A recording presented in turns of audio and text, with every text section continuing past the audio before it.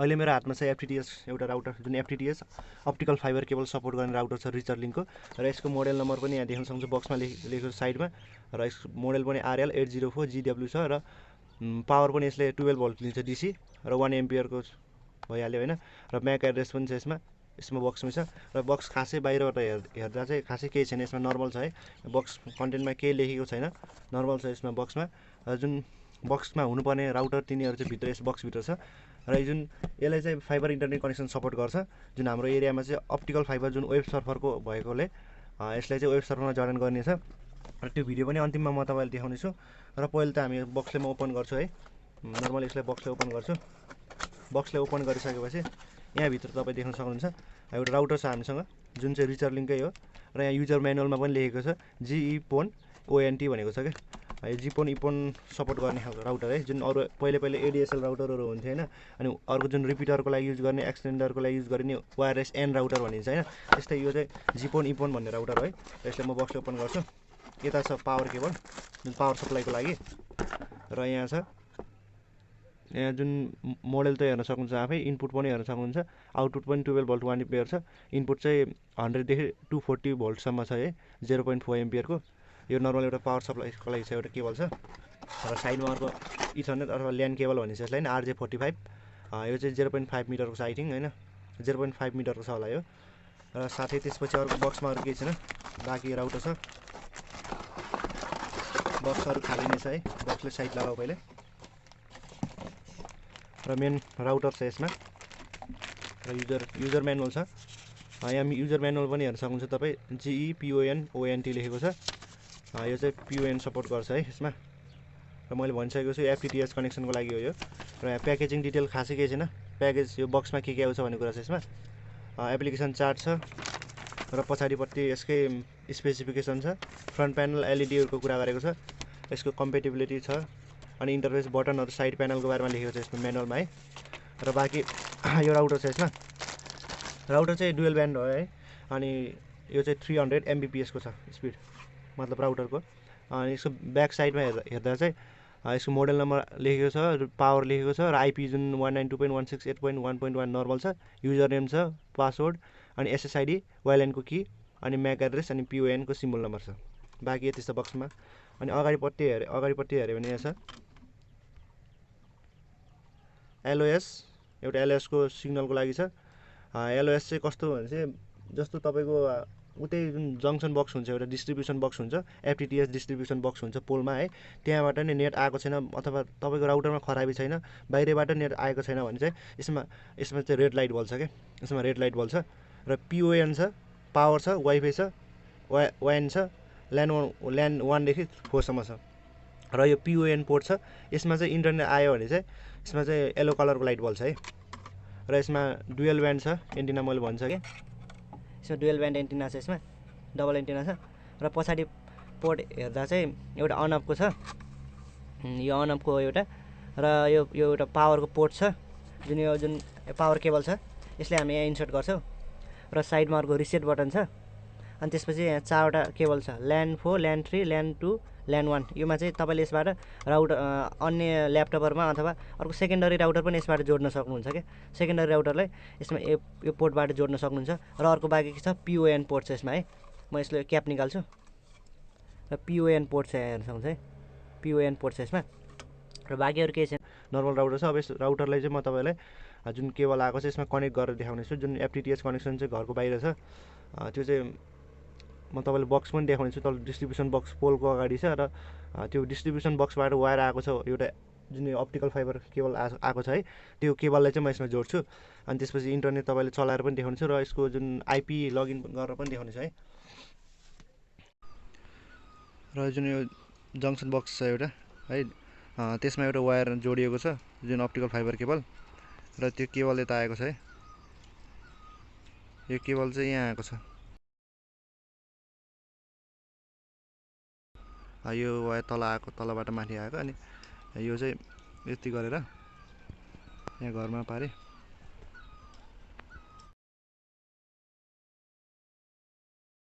र यो चाहिँ फाइबर केबल हो, अप्टिकल फाइबर केबल हो, जुन यो चाहिँ बक्सबाट एउटा डिस्ट्रिब्युसन बक्स भन्छन्, जङ्सन बक्स भन्छन् फाइबर इन्टरनेटको होइन, त्यो बक्सबाट आएको केबल हो। र यसको जुन यो पिओएन जुन छ एउटा यो वायर आउँछ त्यहाँबाट है, यो यसलाई चाहिँ हामी राउटरमा जोड्नेछौँ। र यो अर्को यो आयो, यो भनेको पावर केबल भइहाल्यो होइन, यो नर्मली पावर केबल हो। र अब यहाँ राउटर, यो राउटर छ, यो राउटर म फिट गर्छु त्यहाँ है। नर्मली पहिले नै यहाँ पिनहरू त राखिसकेको छ, नर्मली फिट गर्ने मात्र हो।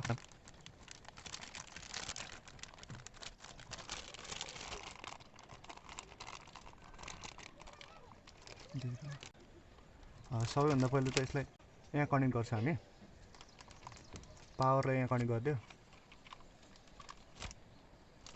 र यहाँ लाइट बलिसकेको छ पावरको।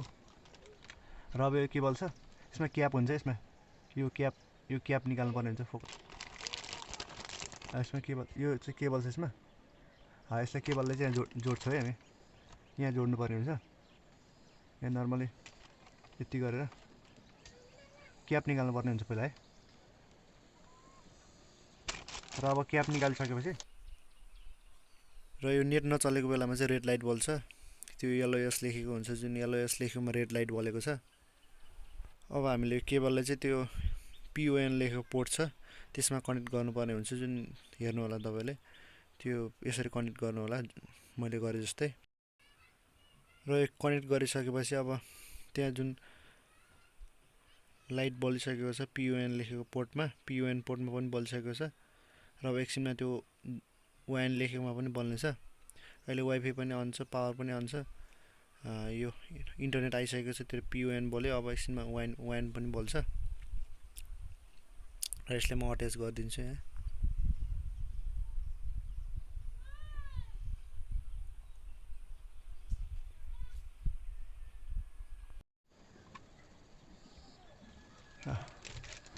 फाइनली राउटर चाहिँ अट्याच भइसकेको छ, राउटर चाहिँ अट्याच भइसकेको छ।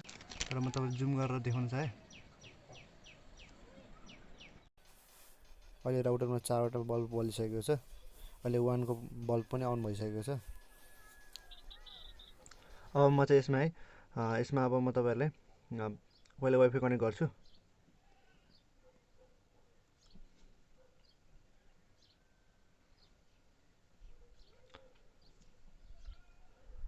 र वाइफाई कनेक्ट भइसकेको छ।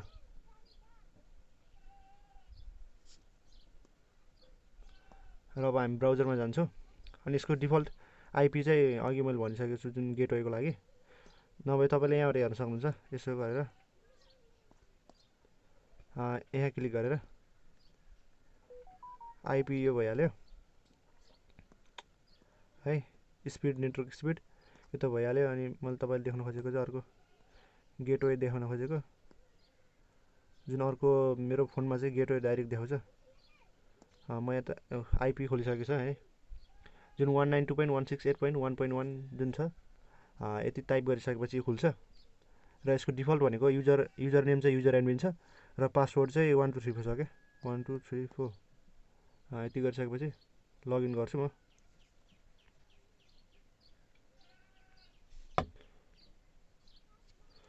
र चेन्ज योर पासवर्ड भनेको छ। एउटा पेज खुलिसकेको छ यसको, म हल्का जुम गर्छु। यहाँ पनि देखिसकेको छ, पिओएन एक्सेस टाइप चाहिँ इपोन लेखेको छ, डिभाइस मोडेल लेखिसकेको छ। यहाँ चाहिँ वाइनको कुरा छ, वाइनको है, आइपी भिभोको छ, ल्यान भइहाल्यो। ल्यान पनि अहिले जुन वाइल्यान स्ट्याटस इनेबल छ है। अनि कतिवटा डिभाइस कनेक्टेड छ भन्ने कुरा छ, यसमा एसएसआइडी एउटा छ होइन, एसएसआइडी चाहिँ एउटा टेकफोकै नेपाल छ, अरू छैन है यहाँ। र डिभाइस कनेक्टेड, अनि यो इन्टरनेट नेटवर्क छ। नेटवर्कमा गइसकेपछि यहाँ चाहिँ यहाँ एसएसआइडी छ क्या, एसएसआइडी लेख्न थाहा छैन। अनि यहाँ अर्को छ, यहाँ की छ, यहाँबाट की चेन्ज गर्न सकिन्छ है, यहाँबाट की चेन्ज गर्न सकिन्छ। यहाँ वेपा छ, वेपा टु पिएसके, अनि वेपा पिएसके छ, अनि वेपा टु पिएसके छ। अनि यो इन्क्रिप्सन टाइप पनि टिकेआइपी एइएस र टिकेआइपी एइएस छ। यो टिकेआइपी एइएस चाहिँ एकदम स्ट्रङ हुन्छ है अरूभन्दा। वेबमा चाहिँ नर्मली तपाईँले नम्बर मात्र राख्नुपर्ने हुन्छ, यो वेपा टु पिएसकेमा चाहिँ तपाईँले नम्बर प्लस अल्फाबेट पनि राख्न सक्नुहुन्छ, सिम्बलहरू जुनसुकै सिम्बलहरू सपोर्ट गर्छ राख्न सक्नुहुन्छ है। यो भइहाल्यो। अब जुन सेक्युरिटीको कुरा छ, सेक्युरिटी छ यहाँ, सेक्युरिटीमा फायरवलको छ कुरा। यहाँबाट म्याक फिल्टर पनि गर्न सक्नुहुन्छ तपाईँले, इनेबल गरेर ब्याक फिल्टर गर्न सक्नुहुन्छ र आफ्नो मोबाइलमा म्याक फिल्टर गरेर निश्चित मोबाइलहरूमा मात्र चलाउन सक्नुहुन्छ। युआरएल पनि फिल्टर गर्न मिल्छ है, युआरएल कुनै युआरएलहरू ब्यान गर्नु पऱ्यो भने यसबाट गर्न मिल्छ। अनि नर्मल एप्लिकेसनमा त भइहाल्यो, आइपिटिपीको सेटिङ छ। मेन्टेनेन्समा नर्मली युजर नेम र पासवर्ड चेन्ज गर्ने छ। र यहाँ डिभाइस अप्सन पनि छ अर्को, यो चाहिँ रिबुट गर्ने हो यस अप्सन। सिम्पली स्ट्याटसमा जानुला। अब एकचोटि म तपाईँलाई डिभाइस कनेक्ट भएको देखाउन चाहन्छु। यो त भइहाल्यो अगाडिको कनेक्टेड होइन, यहाँ पनि भनिसकेको छ पिओएन कनेक्सन पनि कनेक्टेड भनिसकेको छ।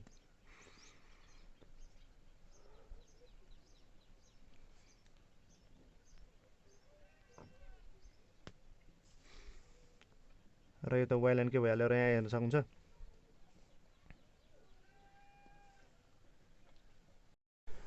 र डिभाइस कनेक्टेड चाहिँ दुईवटा छ क्या यसमा है। यहाँ हेर्न सक्नुहुन्छ यो जुन एउटा डेस्कटप छ, ल्यापटप कनेक्ट भइसकेको छ अहिले मेरो। र यो ट्याब S6 एउटा यो ट्याब चाहिँ कनेक्ट भइसकेको छ। डिभाइस चाहिँ दुईवटा छ र रिमेनिङ लिज भनेको छ वाइल्यान्ड 2.4 GHz भनिसकेको छ, जुन आइपी एड्रेस पनि दिइसकेको छ डिभाइसको। र यहाँ चाहिँ म्याक एड्रेस पनि दिइसकेको छ है, डिभाइसको म्याक एड्रेस। तपाईँले म्याक एड्रेसले यहाँबाट राखेर कुन कुन डिभाइसले म्याक फिल्टरिङ गर्नुपर्ने त्यो पनि गर्न सक्नुहुन्छ। र अर्को कुरा यहाँ वाइल्यान्ड छ एउटा, एसएसआइडी भइहाल्यो। अनि इन्क्रिप्सन टाइप अथेन्टिकेसन, अनि सिस्टम कन्फिगरेसन पनि कन्फिगर भइसकेको छ। आइपी दिइसकेको छ 192.168.1.1, म्याक एड्रेस पनि दिइसकेको छ राउटरको। र अर्को कुरा म तपाईँलाई स्पिड टेस्ट गरेर देखाउने छु, जुन यसको 15 MBPS प्याकेज छ। यसको लागि चाहिँ तपाईँले स्पिड टेस्टको लागि सिम्पली स्पिड टेस्ट एउटा एप्लिकेसन डाउनलोड गर्छु म। र यसको प्याकेज हेर्न चाहनुहुन्छ भने नर्मली यहाँ गएर वेब सर्भर लेख्न सक्नुहुन्छ है।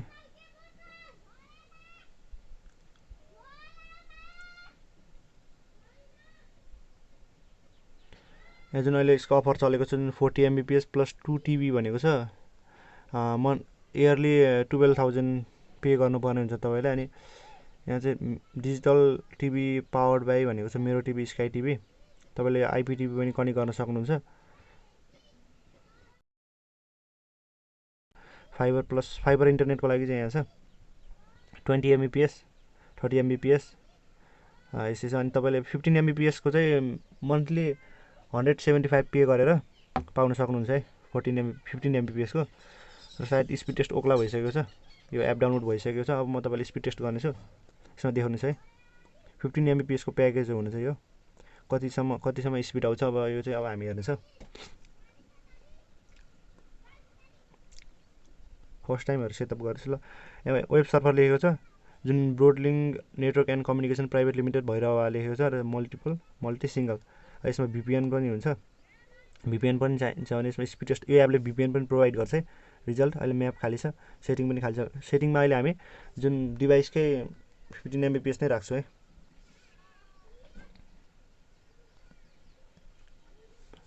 र अब हामी यसलाई एमबी अहिले डिभाइड गर्दैनौँ। नर्मली उनीहरू पनि 50 MBPS भनेको चाहिँ मेगाबिट र मेगाबाइट पनि डिफ्रेन्ट कुरा हो।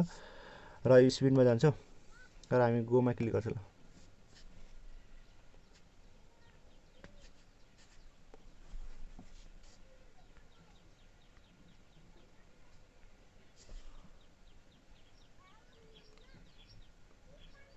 $24, $25 रातिमा तपाईँले 9-10 o'clockमा है, 9-10 बजेतिर तपाईँले स्पिड टेस्ट गर्नुहुन्छ भने 50 MBPS सम्म दिएको हुन्छ कि यसलाई। रातिमा त्यस्तै दिन्छ यसलाई। अहिले चाहिँ नर्मली 30 MBPS छ। राउटरको नजिक जानुपर्ने थियो, अघि राउटरको नजिक गएर चेक गर्दा 40 MBPS दिइराखेको थियो। र यहाँ एउटा लाइन पनि कम छ यहाँ। र यो भनेको कति भन्दा डिभाइड गऱ्यो भने हामीले 3.79 MBPS भनेको छ। र हामीले उसको प्याकेज, हामीले लिएको प्याकेज 15 MBPS हो, तर यसले 30 MBPS भनेको डबल दिइराखेको छ क्या। फेरि हामी टेस्ट गर्छौँ यसलाई।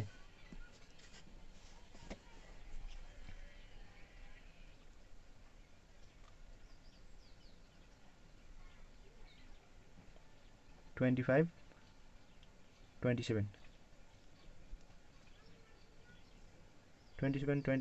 भनेपछि अघि 30 थियो, अहिले 27 भयो होइन।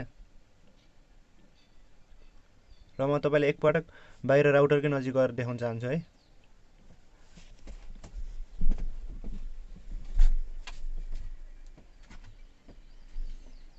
नजिक म राउटरकै नजिक आएको छु। अब चाहिँ म फेरि टेस्ट गर्छु यसमा। अघि 27 थियो, अब हेरौँ कति हुन्छ है। गो गर्छु म।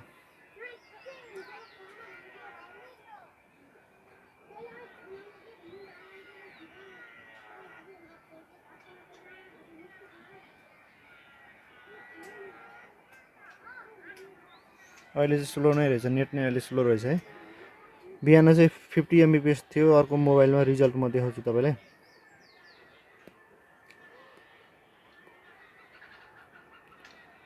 चार आइरहेको छ भन्, यति भयो भने धेरै हो, किनकि हामीले लिएको चाहिँ 15 MBPS को, तर यहाँ 33 MBPS दिइरहेको छ भनेपछि त्यसको डबल दिइरहेको छ। यो धेरै काफी नै छ।